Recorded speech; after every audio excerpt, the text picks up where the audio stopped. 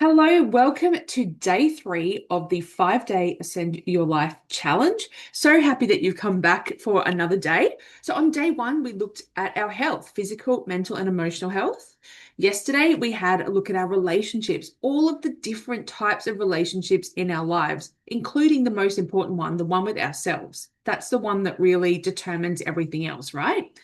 And today we're going to go somewhere that I think is going to light something up in you. Well, I hope it does. This is my favorite topic to talk about, my favorite topic to work with clients on, and that is about purpose. Now, for some of you, purpose is the reason that we exist here. Some of you, purpose is the things that we do for, a higher power or for our soul. For some of you, it might look like your career or your vocation, what you came here and how you serve others, and also what you put into the world to exchange for the resources that you need to live your life. And for some of you, this is like a big mission piece. And for some of you, you may be sitting there going, well, I actually don't know what my purpose is. And this was my own situation just a couple of short years ago, before I did quite a big personal development journey and started the businesses and my entrepreneurship journey that I'm on now. I felt like when I really took stock and looked at my life, I was doing lots of things. I was achieving, many, many things. I was quite, successful on paper, as we would say. But one of my favorite Tony Robbins bodies of work that he speaks on is achievement without fulfillment will never feel like success. And for me, the fulfillment and the purpose are the same thing. And I was really missing that piece. So I do want to start by saying that purpose is not a luxury. It's not, something you think about once and it's sorted. It's an ongoing piece. It's something that's deep inside of you. Some people believe we're born with a purpose. Some believe we develop it. I personally think it's a bit of both. There's things that we're very naturally good at and naturally able to serve the world with.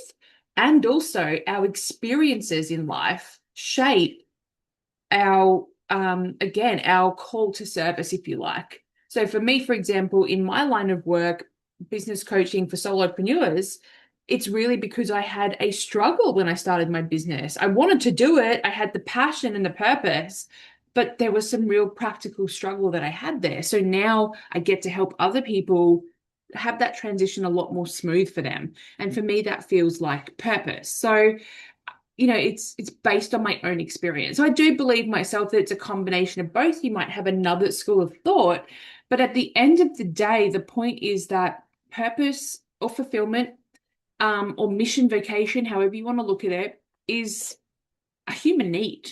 When it's missing, when it's or buried, or we have never found it, or we used to have it and don't have it anymore, we really feel that. It's right up there with connection and growth for human beings. So, it can bring a flatness to your life if that's not there. A bit of a going through the motions feeling and a bit of a sense that things are just a bit off. So even if they look pretty good from the outside. So let's chat about purpose today. So what is purpose? And I've given a whole bunch of different examples and schools of thought on it. But let's just try and break this down into something really practical here that we can take away from today, right? So there's a couple of elements. First of all is passion. So passion is what lights you up. When you see somebody doing the thing that they love to do, it doesn't actually matter if they're good or bad at it. They just love doing it. That is the passion piece, what energizes you rather than drains you, and what lights you up, what makes you lose track of time. Passion is the feeling part. Now, the second element is mission. So mission is the impact that you want to have, the difference you want to make. It's something bigger than you. It's the service piece. And deep inside all of us as humans, we have this desire to serve others in a really meaningful way. So the mission is the why we do things. Now, the third part is vocation. So vocation comes from the Latin word of calling, vocare. I think I'm saying that right, maybe not. But it's the intersection of what you're good at and what the world needs, what you love and what you can be paid for, in essence, right?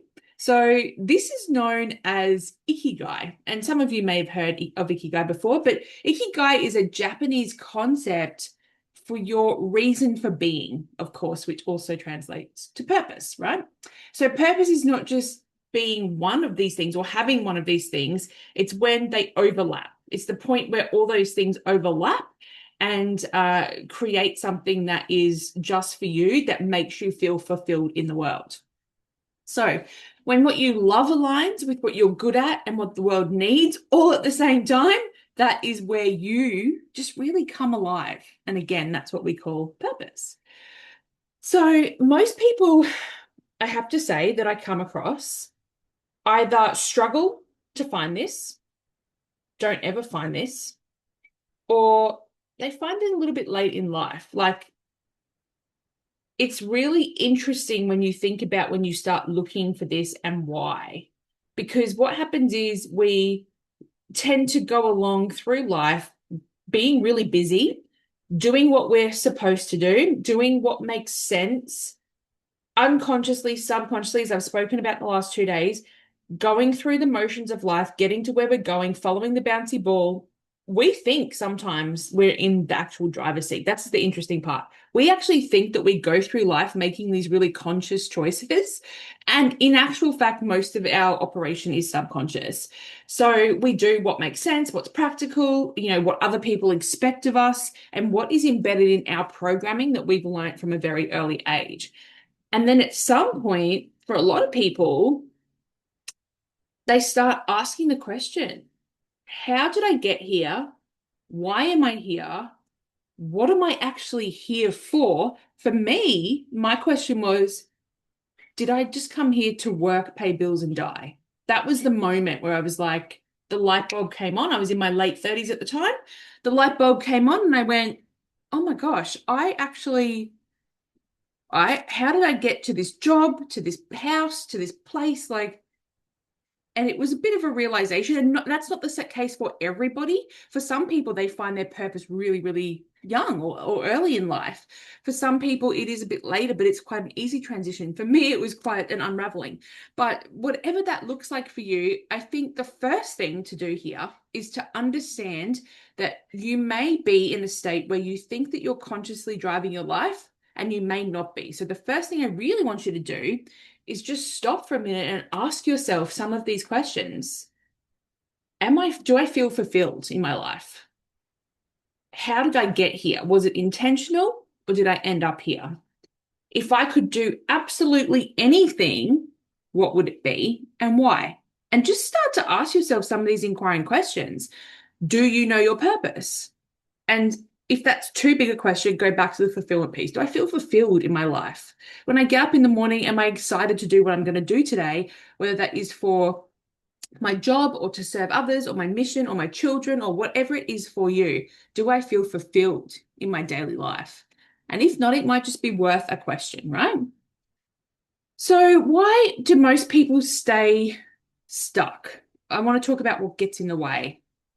It's not because people lack purpose. It's usually because it's buried under a pile of things. And I've mentioned some of them already, but I just want to bring this point back because it comes back to that point that you might not be aware that you're operating subconsciously.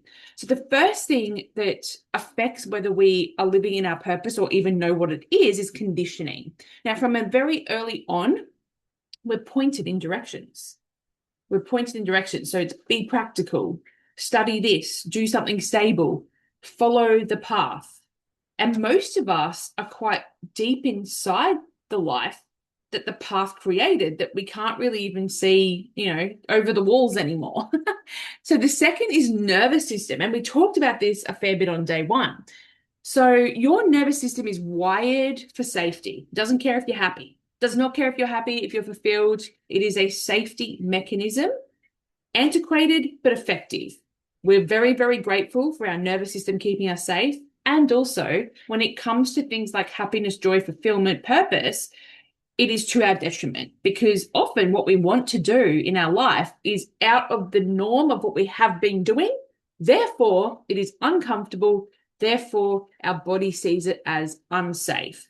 So your nervous system will do pretty much anything to keep you in a state of safety, which actually just means doing the same thing you've always done consistently. And it will shut ideas down before they've even fully formed. This is another reason to ask yourself those gentle inquiry questions, because often our nervous system doesn't really allow us to do that. We have to override it and consciously do that. And the third is the belief that a lot of people have, a lot of people I certainly coach, that we don't get it. We don't get to have it. So big, wonderful things in life are reserved for a few people, reserved for lucky people, or I've picked my path. This is me now, or I'm too old to start something new, or there's some belief or story which comes from your programming and your nervous system, but it's a very unique story or program for you. Okay. So really, again, those questions are going to help you uncover some of those. And then the final one I've also touched on is not knowing what it is, which is actually incredibly common. Like I said, and that was certainly my experience. I thought I was living my purpose. And when I really stopped and looked at it, I was like, I have no idea who I am deep down inside. I have no idea what I like, what I enjoy doing. I'm just doing stuff I'm supposed to be doing that people told me to do that looks like success. And I actually didn't know what it was that I actually was passionate about, that I love to do. And that was another one of my unraveling questions when somebody asked me one day, and I go into this in a lot of our events. I talk about this story a lot. Someone asked me at a very like normal dinner on a Tuesday night, what is it that you love to do? What really lights you up in life? And I could not answer the question. I was very successful, and I couldn't answer the question, and I couldn't even make up a response, and it completely decimated everything I thought I knew. And while it was such a very simple, small moment in the scheme of things, I've had big traumatic events happen in my life, like everybody else. But while this very simple moment seemed so small in the scheme of things, it was the most significant moment in my life to date. And I'm grateful for it every day. And it was deeply upsetting what happened after. But now I wouldn't change a thing, because I am absolutely someone who lives purpose and passion every single day. And I would not change a thing about my life now. So, and it looks very different to the way it looked on that Tuesday, I can tell you now. So, it's incredibly common for people not to know what their purpose is and to be a little bit fearful to even look at it or even know that they should. So, without the right questions, the answers remain hidden. Without the support, the answers remain hidden. So, seek out support to do this if you need to. Otherwise, start with those really powerful questions and just have a bit of a conversation with yourself. I know it sounds weird, but do that, okay? So let's go a little bit deeper into the Ikigai, right? And I'm going to give you a resource sheet today around this so that you can start mapping some of these things out and get really excited. Again, give yourself a little bit of time. This is probably one where you do want to maybe pop on a little bit of nice background music, maybe a candle goes on, set the tone, set the scene, romanticize this process. Feel good in yourself when you're actually doing it, and give yourself a couple of minutes. And yeah, go through the questions on the sheet. So the first question is, what do you love to do? That was my unravel question. What do you love to do? Not what you're supposed to love or supposed to like. Not what looks really like impressive to other people. What genuinely lights you up? And what did you maybe love when you were a kid that you've forgotten about? Go back, think about it. And another way to think about this, if you're not sure, is what's an activity that when you're doing it, time disappears? When you're like in flow, and for some people, for example, it might be writing. For some people, it might be singing or dancing, and time just absolutely disappears. That's one of those things that you should write down here. And what topics do you talk about for hours? Or if you don't get to, what could you? If you're really passionate about, like for me at the moment, it's cryptocurrency, and I could talk about it for hours. And it's just something that I just really enjoy investing in crypto. I didn't know anything about it a year ago. And now I'm like, this is really fun and exciting, and I love doing it. And I love talking about it. So what are topics that you could talk about for hours with somebody, whether you get to or not? Write everything that comes to mind. So when you ask yourself the question, what do I love to do? Or what is it that I love? Right. If you're having trouble, next question, what genuinely lights me up? Right. What do I love before life got in the way, before I grew up, or whatever that looks like for you? Write it down. Finally, what do I love to do that makes time disappear? Write it down. Now, one thing I do want to say here is if you're one of the people that does struggle to have a look at this, if it feels a little bit painful for you in that you don't know what it is that you love to do, just want you to take a little bit of a deep breath and just give yourself some real compassion, some real love, and understand that you are not alone in this, because there are many people that have not been given the opportunity to have a look at this. And I want you to see that as an opportunity to do that now. So if there's nothing that you can put on that piece of paper, go deeper inside yourself, take a minute, deep breath, and ask yourself something like this. If I could do absolutely anything tomorrow, there's no resource barriers, there's no fear barriers, there's nothing stopping me, no walls or barriers in the way. What would I do tomorrow? How would I spend my day? And I want you to write out your perfect day, a beautiful day, whatever that looks like. Walk on the beach at sunrise. Maybe it is do a bit of work. Maybe it's write a poetry, or whatever it is for you, whatever your absolutely perfect day is. I want you to write that out. So this is for you if you're not sure what you love, okay? All right, next thing is what you're good at. And I mean really good at. Not just qualified in. You can list those down as well. If you've got a qualification and you're competent in something, you can put that down if you like, but that's going to be off to the side a little bit. I really want to know what you are naturally excellent at. Naturally excellent, what really comes easily to you. What do people come up to you and go, wow, that was amazing? Or do they come up and ask you questions about? Ask for your skills. What skills have you developed through your life experiences, especially the hard ones? They give us the biggest lessons, right? So our greatest gifts are often just so natural to us that we don't actually even recognize them as gifts, which is really interesting. So if you get stuck here, ask the people around you, what am I naturally good at? What are my gifts? But really, try and sit down and get a couple down onto the page. But yeah, if you're really stuck on this one, ask the people around you. They'll be able to tell you, because often they can see us more clearly than ourselves when it comes to things like this. What do people come and ask you for advice about? Put those down. Question 3 is, what does the world need? So where do you see a gap? Where is there pain that you feel called to address? What problem makes you angry or sad? So this is another way to look at it. So there's going to be, your own life experience. You would have been like, well, I don't want anyone to go through what I went through. That is something that you can address. You can help people address, right? Then there's other bigger world issues that are like, they make you sad, they make you angry. When you think about it, when you talk about it, you get a little fired up. Write those ones down. Where do you notice yourself thinking someone should do something about this? Just write any of those down that makes you feel passionate about something that is negative in the world or in your life. And the final question is, what can you get paid for? Right now, we're going to talk tomorrow about finances, and abundance, especially around money, is generally a topic that some people feel a little bit icky about. But I'm going to absolutely smash through that tomorrow, because at the end of the day, if we're not well supported, and somebody a long time ago decided that money was the thing that human beings need to be supported, that's the main resource. We didn't make up that rule. It is what it is. So we just make our peace with it and go, okay, I need lots of money. And it's okay for everyone to have lots of money, especially good people. And again, I'm going to go through this tomorrow. But good people, because money is an amplifier.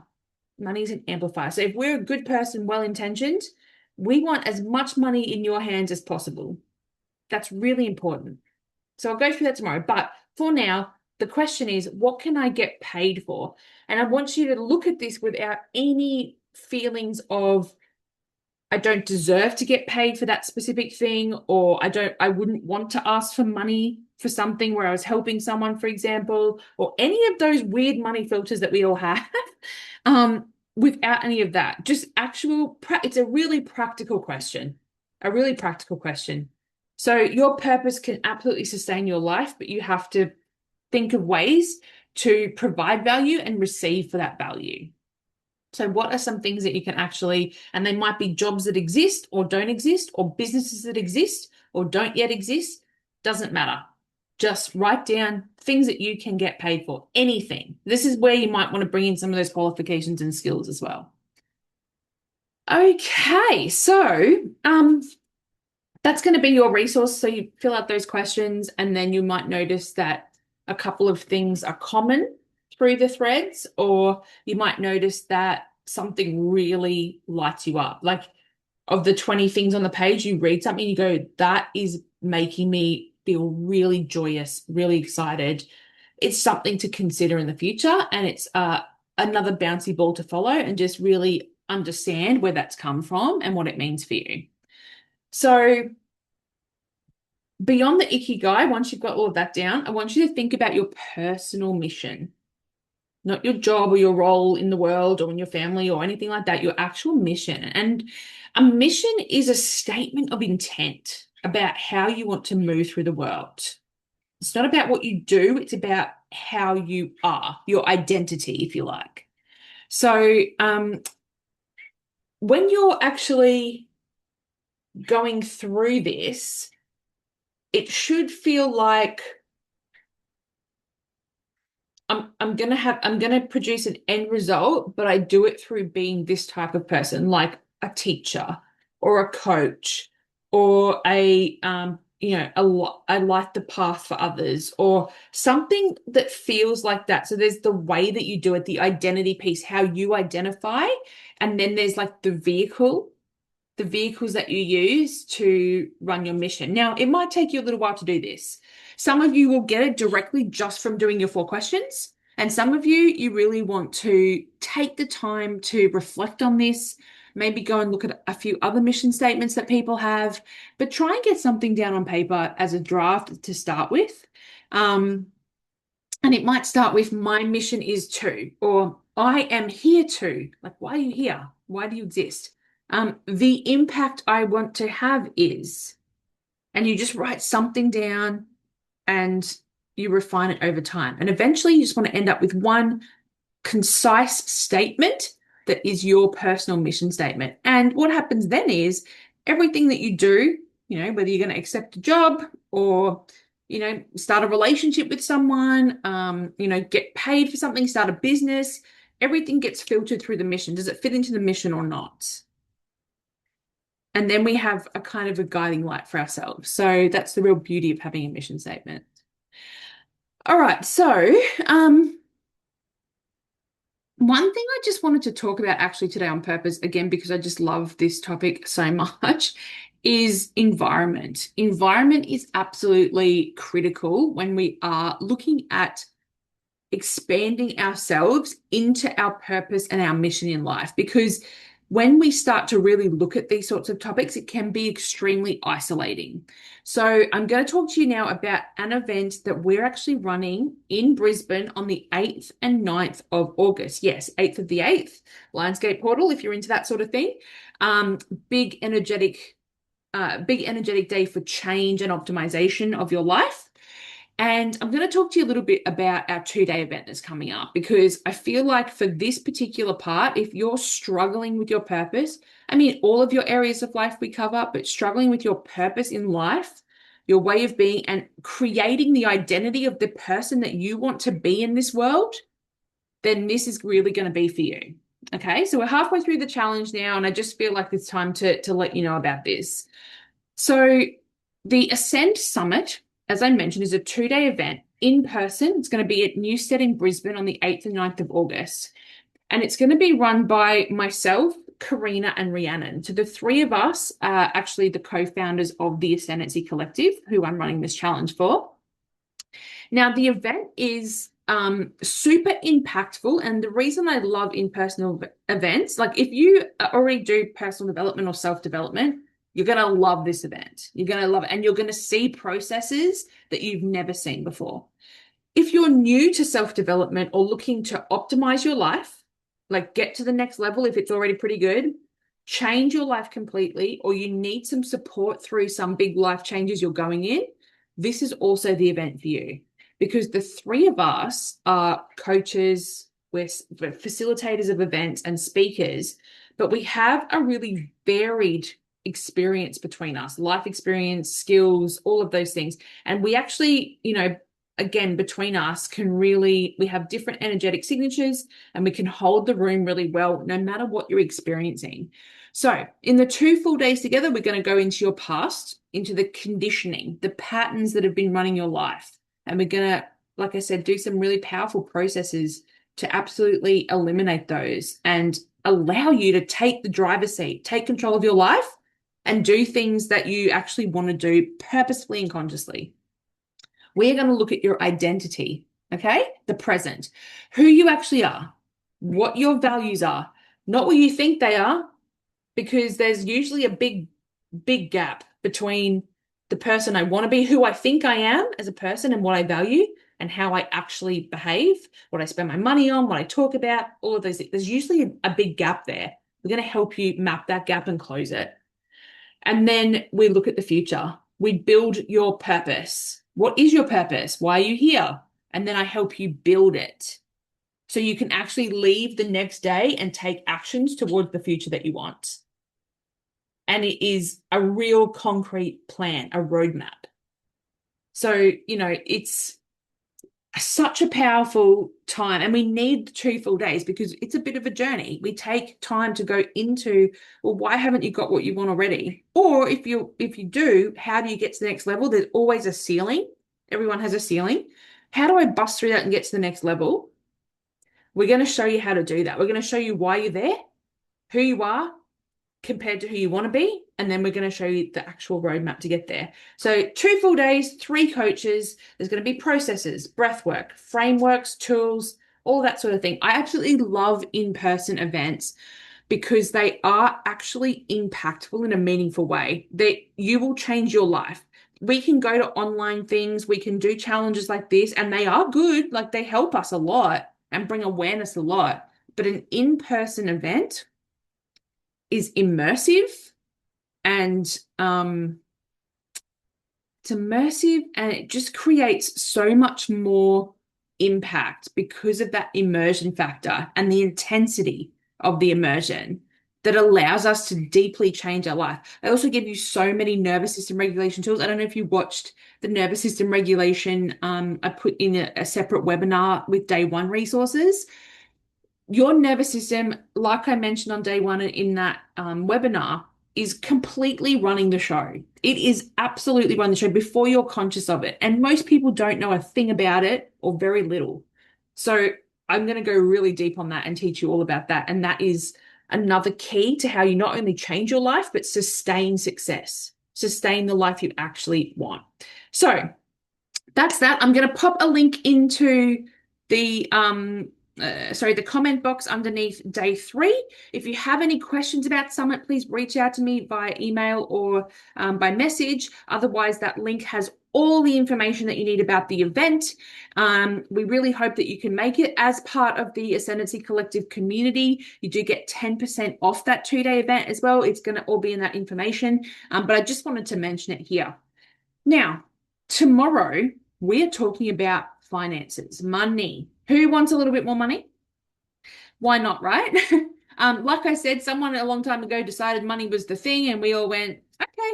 And now that's what it is. Now, it doesn't serve us to have, any barriers around getting money, any weirdness around receiving money. It doesn't serve us, but most of us have those. So tomorrow we're going to smash through that. And I'm also going to tell you how to get more money more generally. I'm going to talk about some abundance concepts that do extend beyond money into things like love and other resources that you need in your life. I'm going to talk about abundance more broadly. I have got a few strong thoughts on that and some processes that you can actually do to unravel any blocks you have to abundance as well. So, resource for today, do your Ikigai, start working on your mission statement, work towards that. Let me know in the comments of school how you're going. I'd love to know. And if you have any questions, of course, reach out. Have a good day.